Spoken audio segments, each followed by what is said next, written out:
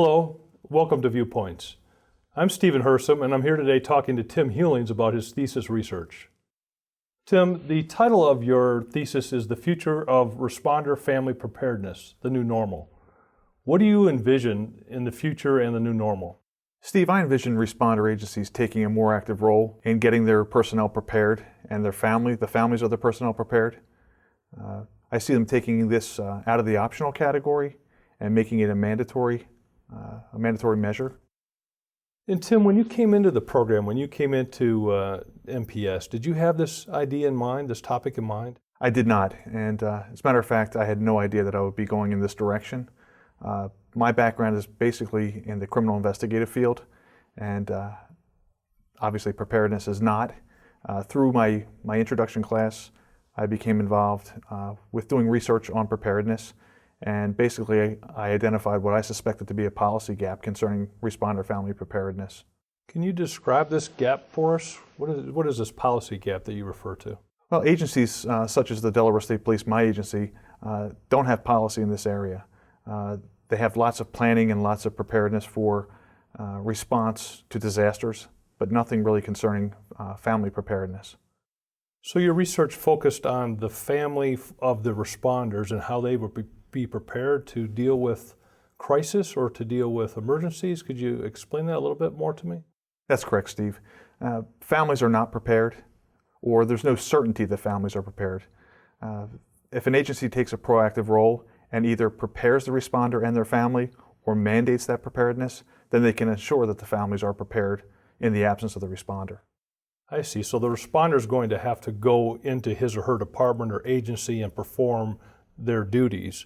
And this research that you have done is how to prepare the families while the responder is fulfilling his or her duties with the agency. That's correct. There's been a lot of research in this field. Ready Responder is an excellent program. However, it lacks a mandate for the agency to be prepared and to ensure preparedness from their personnel. What I'm proposing, or what I'm arguing, is that the agency has responsibility to make this occur. Do you anticipate any pushback from your agency, from the Delaware State Police, or do you see this as something that once you explain it to them, they're going to be very receptive? Well, I'm viewing the new normal as a paradigm shift and hoping that the mindset change will basically incorporate this family preparedness in overall agency planning and preparedness. So I don't anticipate pushback. Obviously, there'll be financial issues that will have to be dealt with, but that's part of the new normal as well. Well, this is an exciting area. So how do you see all of this research and your thesis in particular being a game changer? How do you see yourself making a difference? Well, I think, number one, starting with my own agency, going back, explaining the findings of my research, explaining it to my administration, and making the argument that maybe we should take a better role or a more active role in family preparedness within our organization. And then through the CHDS thesis, actually pushing out this information to other agencies who can take a similar approach to their personnel. So the Delaware State Police will lead it, and then you hope that others will follow their example. Well, I'm hoping that it catches momentum, that other agencies pick it up, and then through my thesis publication, that I can share my findings and my research with others who can do the same thing with their own organizations. So Tim, I see this as very interesting and important research that you've done. Is there a strategy that you can lay out for us here? Yes, Steve. To simplify things, it's a three-part strategy. It starts with the agency having a plan and having information collected on the responders and their families. Special needs can be identified through this, and the agency will have an idea of what is occurring with responders and their families during a crisis. Secondly, would be the creation of trooper family liaisons. These liaisons would be cross-trained. They would be state troopers. They would be liaisons to the families during these critical times.